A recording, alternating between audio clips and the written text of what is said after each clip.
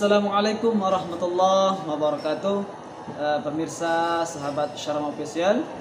Baik, kali ini kita akan memulai untuk kajian tafsir Al-Quran bersama narasumber kami, yakni Al-Mukarram Al-Ustadz lalu Muhammad Syarif Imam Muzahidin.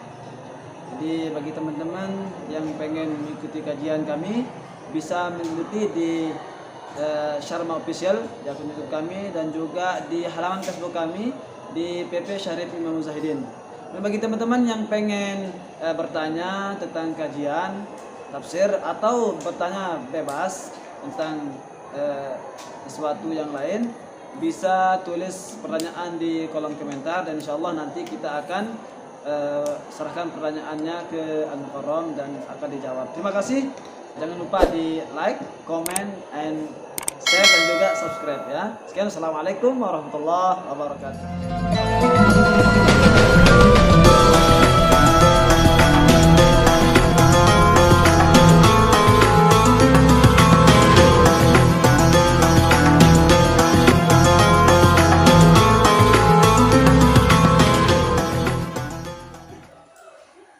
Assalamualaikum warahmatullahi wabarakatuh. Bismillahirrahmanirrahim. Alhamdulillahilladzi ja'alal qur'ana diya'an wa hudan linnas wa bayyinatin minal huda wal furqan. Asyhadu an la ilaha illallah wa asyhadu anna sayyidina Muhammadan abduhu wa rasuluh.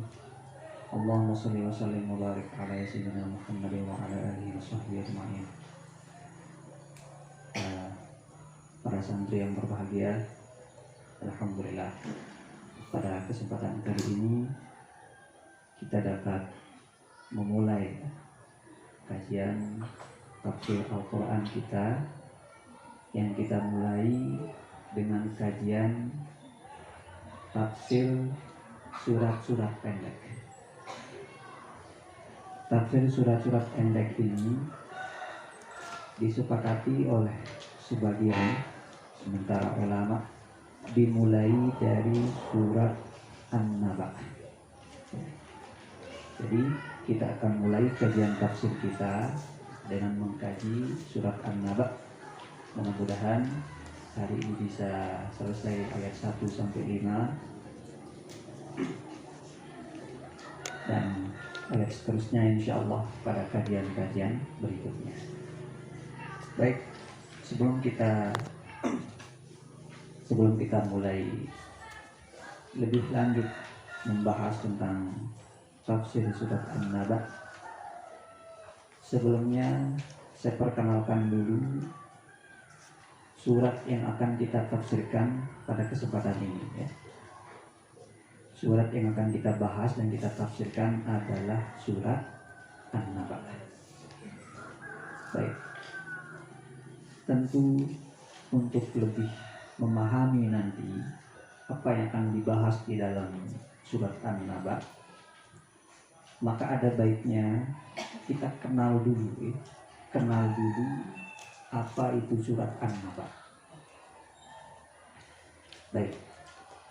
Surat An-Naba adalah surat yang ke-78 ya. Kalau kita buka mushaf, urutannya adalah urutan surat yang ke-78 ya. Ulama sepakat ya bahwa surat An-Naba ini turun sebelum Nabi hijrah ke Madinah ya. Jadi penentuan antara sebuah surat, penentuan apakah sebuah surat itu turun di Mekah atau Madinah, ulama memakai standar ataupun tolak ukur, yaitu hijrahnya Rasulullah Sallallahu Alaihi Wasallam. Kenapa yang dipakai ini adalah hijrahnya Nabi ya? Karena sekian banyak ayat Al-Quran itu tidak semuanya persis turun di Madinah atau persis turun di Mekah. Sebagaimana yang sudah kita bahas di Qawaidul Asas fi Ulumil Quran, Zubratul Itqan bahasa lainnya, yang dikarang oleh Sayyid Alawi Al-Maliki sudah kita bahas bahwa sekian banyak ayat Al-Quran itu ada yang turun di perjalanan, ada yang turun siang, ada yang turun malam, ada yang turun ketika Nabi mukim. Ada surat-surat yang turun di Mekah tapi dimasukkan ke Madinah. Ada juga surat-surat yang turun di Madinah dikelompokkan ke Mekah. Nah, ini kadang-kadang menjadi sesuatu yang sulit untuk difahami.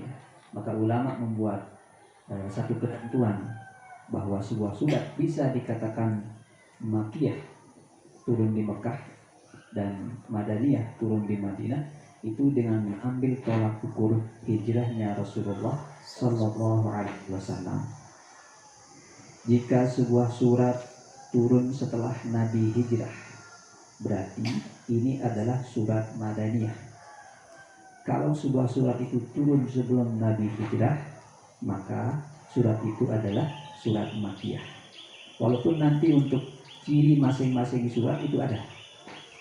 Dan insya Allah di kajian Qawaidul Asas, ya, kaidah-kaidah dasar ulumul Quran itu dibahas ciri-ciri surat Makkiyah dan ciri-ciri surat Madaniyah. Baik,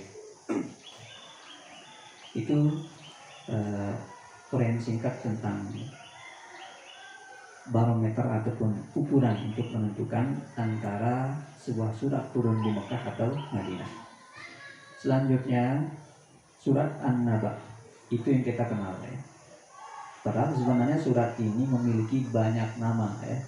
Tapi yang paling populer di kita apa? Ada yang mengatakan An-Naba, ada juga yang mengatakan apa? Juz Ammah, ya.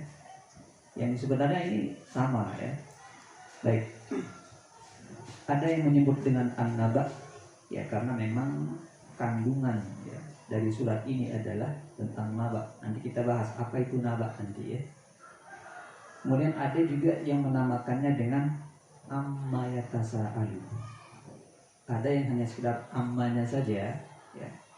Kemudian disambung dengan juz 30, ya, menjadi juz Ammah.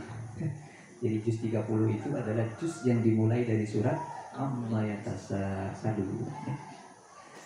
Ada juga yang menamakannya dengan Naba'ul Azim, ya. Jadi ada An-Naba, ada juga yang menambahkan dengan Naba'ul Azim, ya. Baik. Jadi surat ini memiliki sekian banyak nama, ya. Ada juga ulama yang menyebutnya dengan nama Tasa'alu, surat Tasa'alu. Ada lagi yang menamakannya dengan surat Al-Mu'sirah. Jadi penamaan-penamaan ini tentu tidak keluar dari ayat ataupun kandungan yang terdapat di dalam surat An-Naba, ya. Baik.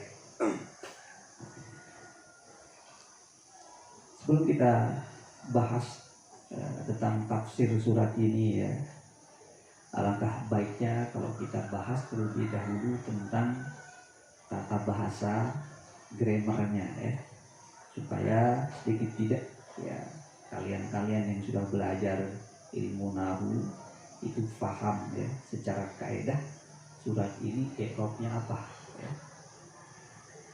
Baik. Sekarang kita akan bahas tentang i'rab dan balaghah, ya. Kalau i'rab dari surat ini, ya, sebagaimana dijelaskan dalam kitab I'rabul Quran, ya, Amma Yatasa'alu, ya. An di sini harfu jarrid, ya. An adalah huruf jar, ya. Huruf jar an, dia bisa bermakna tentang, dia juga bisa bermakna dari, ya. Ma di sini adalah istifham, ya. Yang bisa dibedakan nanti antara ma istifham dengan ma isim mausul, ya. Kemudian yatasa'alu ini adalah fi'il mudhari'. Asal katanya adalah sa'ala. Ya. Jadi fiilnya adalah sa'ala, dia bertimbangan dengan timbangan tafa'ala. Ya. Dimana kita tahu bahwa timbangan tafa'ala itu menunjukkan bahwa pelaku ataupun fa'il itu lebih dari satu orang. Kalau yang dua orang, ada yang mengatakan timbangannya fa'ala. Tapi kalau lebih dari dua orang, tambah huruf ta, tafa'ala. Dan itulah yang menjadi timbangan dari yatasa'alu.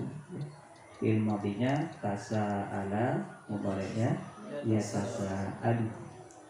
Karena ini adalah dhamirhum, maka dia ditambah dengan waw dan nun, ya, menjadi yatasa'aluna. Waw sebagai fa'il dan nun sebagai tanda rafa. Ya, kenapa tanda rafa? Karena yatasa'aluna adalah fi'il lima, ya. Di mana fi'il lima itu tanda rafanya adalah nun, ya, dan waw sebagai fa'il, ya. Baik. Amma yatasa'alu, ya. Anin naba'il 'azim. Anin naba. Nah, an juga di sini sebagai huruf jar, ya. An-naba'i majrurun bi'an. Al-'azimi sifat, ya. Kenapa jadi sifat? Karena dua isim ma'rifat yang beriringan yang cocok disisipkan artinya, ya. Jadi al-'azim menjadi sifat dari an-naba.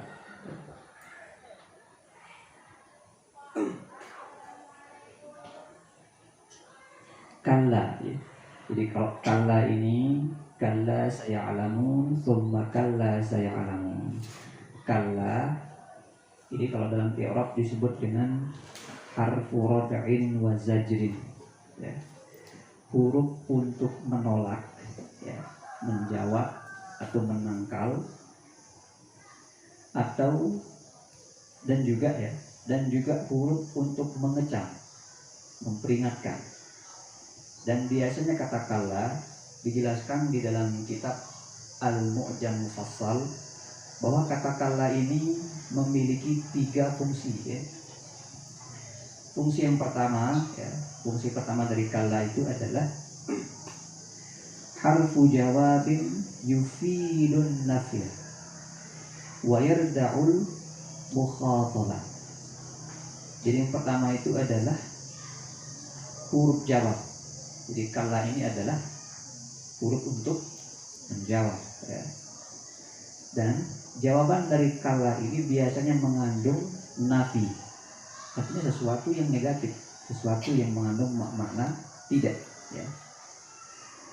Wa yarda'ul mukhatab, dan biasanya dipakai untuk menolak, ya, lawan bicara, ya, tentang topik yang sedang dibicarakan, ya.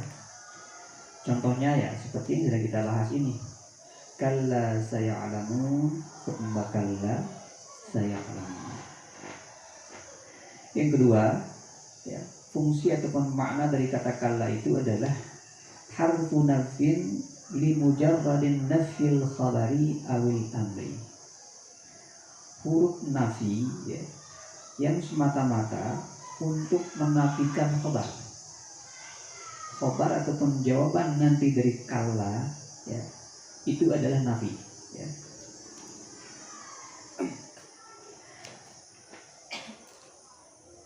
Dan yang ketiga, kalla dia juga bisa bermakna haqqan, ya, menunjukkan sesuatu yang bersifat pasti, seperti dalam surat Al-Alaq, innal insana la yatgha. Di situ ada kalla innal insana la yatgha.